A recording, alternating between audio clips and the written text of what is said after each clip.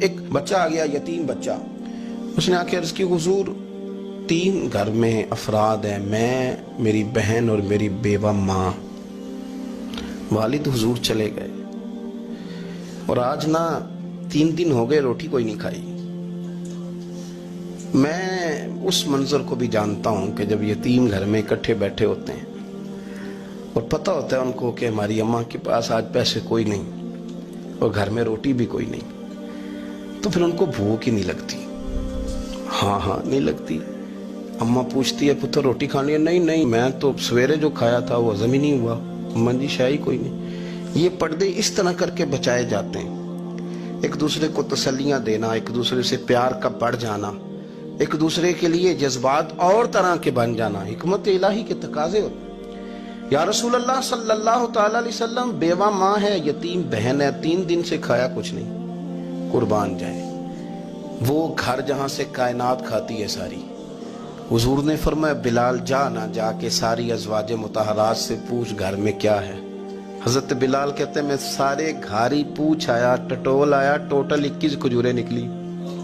یہ 2 جہاں کے شاہ ہیں اور پاس کچھ رکھتے نہیں. 2 جہاں کی نعمتیں ہیں، ان کے خالی ہاتھ میں حضور کے سارے گھر کو میں ڈھونڈ 21 کھجوریں نکلی تو لا کے میں نے پیش کر دی، تو حضور نے ڈائریکٹ اس کو نہیں دی، نبی پاک نے اپنے ہاتھ پہ رکھ لی.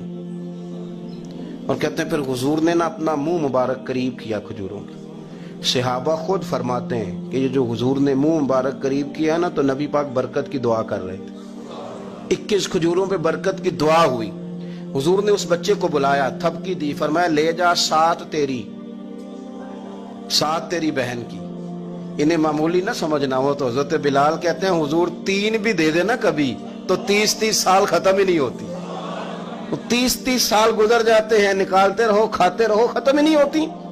حضرت سیدنا ابو ہریرہ رضی اللہ تعالیٰ عنہ فرماتے ہیں حضور نے فرمایا 7 تیری، 7 تیری بہن کی، 7 تیری والدہ کی، اور 7 حضور نے اور بھی تلقین فرمائی. فرمایا ایک سویرے کھایا کرنا، ایک شام کو کھایا کرنا. یہ لے جا.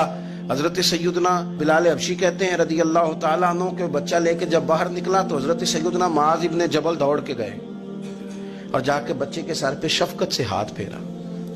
کا فکر نہ کرنا، رب کریم تجھے بہترین سرپرست عطا کرے گا. پتر پریشان نہ ہونا، اللہ تیری مدد کرے گا. صرف حوصلہ دیا، سر پہ دست شفقت پھیرا. بچہ چلا گیا تو حضور نے فرمایا معاذ ادھر آؤ نا ذرا. یا رسول اللہ حکم ہو. فرمایا کس چیز نے تمہیں اٹھایا بچے کے سر پہ ہاتھ رکھنے کے لیے؟ کس نے تمہیں کہا؟ کس چیز نے تمہیں اٹھایا جو تم بچے تک پہنچ گئے؟ عرض کی یا رسول اللہ وہ جو میرے دل میں اللہ نے یتیم کے لیے رحمت رکھی ہے نا، اس نے مجھے اٹھایا تھا.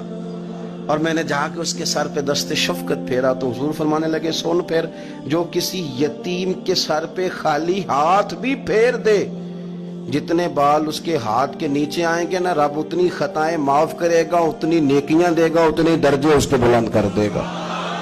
خالی دست شفقت ہی پھیر دے. دینا دلانا تو بعد کی بات ہے، اس کا خیال رکھنا. تو یہ جو ہمارے مدارس ہیں نا، ان میں اکثر بچے غریب ہوتے ہیں، لیکن کچھ بچے تگڑے گھروں کے بھی ہوتے ہیں، مالدار گھروں کے بھی ہوتے ہیں. اس میں اگر کوئی ایسا بچہ آ بھی جاتا ہے نا جو یتیم ہے، کمزور ہے، تو وہ اپنے آپ کو محسوس نہیں کرتا کمزور، کیونکہ وہ یہ نہیں سمجھتا کہ میں یتیم خانے میں آیا ہوں. اس کے ذہن میں مائنڈ سیٹ یہ ہوتا ہے کہ میں مدرسے میں آیا ہوں اور میں پڑھنے کے لیے آیا ہوں.